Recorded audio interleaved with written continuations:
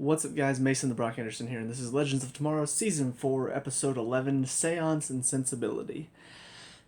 This was a wacky one. Unfortunately, the wackiness wasn't quite up my alley.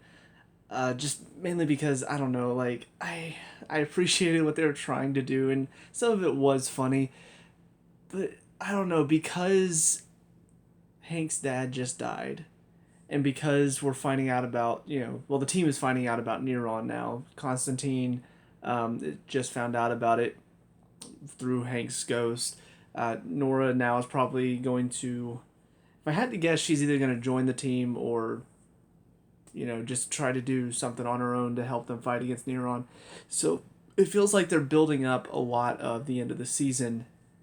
So this kind of felt a little bit filler. um, I don't know, I didn't mind it too much. I wasn't all that invested in it, if I'm being perfectly honest. Everything to do with like Zari and this love god. I don't know. It was weird that she was resisting him, like resisting his charms and all that, and all of a sudden was just like, yeah, let's try it, and then just completely gave in, and then whatever happened with Mona, which, my God, I can't believe she's still part of the team. I can't believe she's still part of the team. I can't believe she's still part of the team. The fact that she nearly screwed up the entire mission again. I'm like, don't get me wrong, I know some of the other legends have nearly screwed up missions before too, but this is multiple times in a row. She is nearly screwing up the mission, and it's her. It's not like the team is screwing up. I mean, Zari did too, but like she herself nearly screwed up time by going to Jane Austen in her wolf form. Oh my God, it's so yeah. Not a bit, still not a fan of Mona. Still just not at all interested in her or her story or her character. But yeah, I don't know. It just seemed so casual. They go back in time. It was kind of funny to see like this love god spreading his charms to all these people. So all of a sudden, like this mass. I don't want to call it an orgy because nothing really bad happened, but just to see like all of a sudden all these people are like, no, I love her, no, I love him, and just like completely breaks out in chaos. I'm like, that's kind of funny. But after that, like after they found out it was the one that Zari found, the guy that charmed her. I don't know. It just like things all of a sudden sort of fell apart. Like they took him onto the ship, and then he spread his like whatever it was, gave them all like these dreams, which again was pretty funny to see. Like Nora and Ray, and then Zari having the dream about Nate and what was his name? Kama. This is based on Kama Sutra. Kamakarva, something. I don't remember his name now, but like it was funny to see all of the reactions to it, but that's all it was. Like it didn't feel like it amounted to much, and even whenever they got him on the ship, it was like, but history's still not fixed, so what's going on? And then all of a sudden we see Mona goes to see Jane Austen. It's like, okay, did that fix it? Did that make it worse? What happened? Because we never find out the end of it. They have like the whole Bollywood number, and then Mona, I guess, speaks to Zari's sensibilities, gets her to say, never mind, I don't want to do this, and that's the last we hear of it. Like it ends on that number, and then that's it. I'm like, so do we even care how it all wraps up? Like, are they going to talk about it in the next episode, or are we just supposed to assume, yeah, everything worked out okay? Like, what? I don't know. When the show doesn't really care about it, how can they expect me to care about it? It seems like they just sort of threw it in there, like, we haven't had a Bollywood musical yet on Legends of Tomorrow, so let's do that. And didn't even like bother to think about how the story would work, any of that stuff. And again, I don't mind the zaniness of it. That's one of the things I do like about the show, is that the zaniness can sometimes be really fun to watch. But again, this is coming in the same episode that Nate's having to deal with his father's death. I'm like, do we really have to be so zany? I mean, even shows like How I Met Your Mother, whenever a character died that was very important to one of our main cast, the next episode had its jokes, but also knew to take itself more seriously. So I just don't understand why they decided to make this random story with a Bollywood musical at the end of it that had no real conclusion. So I don't know. It's just a weird choice. It didn't really work for me. Like sometimes the zaniness works, that one really didn't. As far as the stuff with Nate, though, I mean, I thought they handled it really well. You know, Nate's emotions are very justified, I think, and it's interesting that he was ready to just say what was on his mind. You know, how he felt about his dad experimenting, and then of course his dad shuts off the power, or maybe I don't know if it was his dad's ghost or maybe it was. Anyways, but he realizes his dad's listening, and so it's just to kind of say what was, I guess, a nicer version of what he was going to say is talk about him being a workaholic. But then there was that really nice moment whenever he found what his dad was really planning to do with all of this, which I find a little bit weird, but also it fits the tone of the show. The fact that Project Hades, at least for Hank, it was all about trying to set up a theme park with all these creatures and monsters like Nate wanted whenever he was a kid. Something about that just made me laugh. I'm like, it's cute, it's sweet, and it's a nice moment for Nate to realize his dad he wasn't doing all this with evil intentions. He had good intentions in mind, but also it's just kind of hilarious to think like he's doing all these back alley deals. He's working with a demon. He's calling it Project Hades, and it was all for a theme park. Like, it's very Legends-esque. But yeah, it was a nice moment for Nate. And we do get a nice moment with Constantine, too. Like, he finally realizes what's going on, which I think he knew. I think he knew that Neron was the one behind it. I think he was just trying to convince himself that's not true. Because I really do feel like whenever he got attacked in the first episode, I think he knew what was coming for him.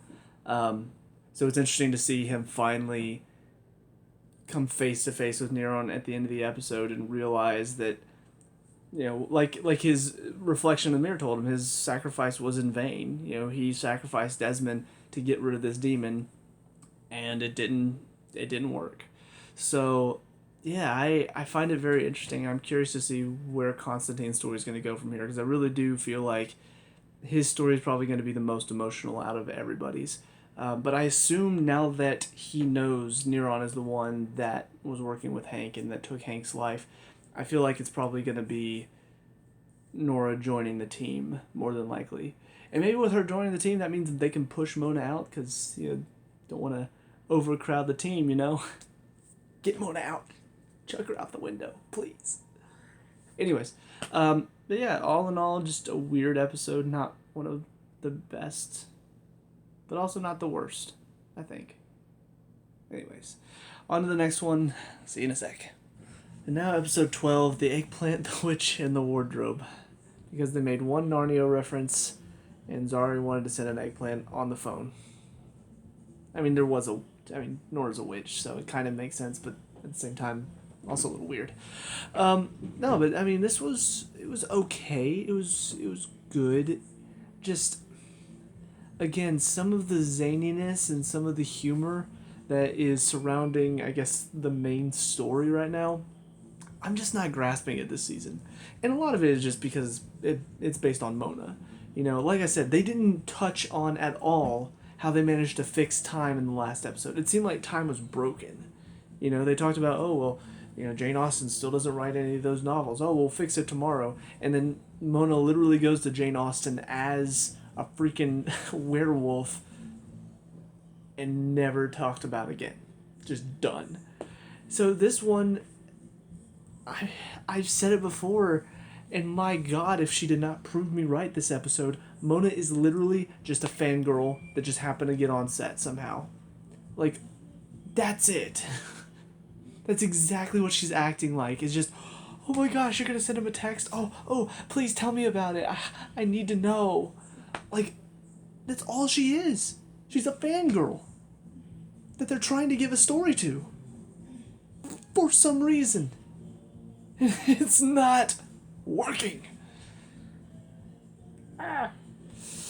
So yeah, still just everything to do with Zari and Nate in this episode. I mean, I don't know. Whenever they teased at it, I thought it was kind of funny. You know, they were like hinting at it and haha, it's funny. But now it's like starting to take up too much time. And not only that, but also they don't get me wrong, the story with Ava and Sarah it's interesting because we see that Neron was trying to use Ava as a vessel for Tabitha. Now, who is Tabitha? Who knows? And there's still a chance that it could have worked because, still not entirely sure everything that happened in that purgatory like place that Ava was trapped in. But the problem is that instead of talking about Ava's inner struggles and dealing with that, they made it all about Ava and Sarah's relationship. And that's it. And the problem with that is, don't get me wrong, I don't mind the relationship, but do we really have to take this entire episode? Like, literally, that's all it was about how Ava wants to settle down and she's worried Sarah doesn't want to. Like, that's the entirety of their story. And then the final thing was like, oh, but I'm a clone. You could have any of those Avas. And she's like, I only want you. Which, pretty sure they've had this conversation before. So I don't know. It felt weird. It felt unnecessary to spend all of this time talking about that when they could have been dealing with some of Ava's real internal struggles. Being a clone, what does that mean? Not having a child. Because, they've talked about it at length this season. The not having a childhood one was discussed and kind of dealt with a little bit when they went to the camp. What else is she dealing with? She's only dealing with a relationship drama right now. That's all she's got. We're going to make an entire story based around her relationship drama right now with Sarah. That's it. It feels like a waste. It feels like they just wanted to promote the what are the shippers calling them, avalanche or something like that. Yeah, basically it's just for all of the avalanche shippers out there. Oh, here's an entire episode based around them. Have fun. I mean, I've not had a problem with them, but whenever they take up this much of the story to where Neron's trying to use Ava as a puppet for Tabitha, who I'm guessing is his partner in crime, demon form, like, that's an interesting story. But let's pause because we need to talk about Sarah and Ava, guys. It's Supergirl stuff. To pause the main story to talk about relationship drama, that's Supergirl in a nutshell. So now you've stooped to their level. I don't know. It really frustrated me. Each section that they got to, like after the second section, whenever they had to work together to build that wardrobe, or no, the mattress. Once I saw the mattress thing, I'm like, oh, so basically this whole purgatory is just based around her relationship with Sarah. That's it. So this isn't going to be some interesting story diving into Ava's subconscious and her worries or insecurities. It's just all about her and Sarah's relationship and her worries and insecurities about that. She's got to have other outside of that, work related, life related. I know family, she doesn't really have a real family, but that comes with its own set of insecurities. But no, let's just focus on her and Sarah, guys. That's all we really need, right? Right? So there's that. Also the fact that I don't know, maybe Nora didn't tell Constantine about her plan. Kind of feel like she had to, because how else would John know to lie down and play dead, or not dead, but knocked out, right up until Neron was up out of the body? So if this is the case, if they knew what was going on, why not mention this to Ray or to Nate? Why not say, hey, just so you guys know, we're going to set up this plan. Don't come in here. Don't distract us. We're going to take out this demon right now. We're going to end this. But no, we can't have that because for the audience, it's got to be surprising whenever it looks like, oh, Nora, she's going to turn to the dark side, guys. And then John comes in and she chokes him out. It's like, oh, no. And then all of a sudden it's like, oh, yeah, they tricked him. Haha, we went. Oh, no, Ray, what are you doing?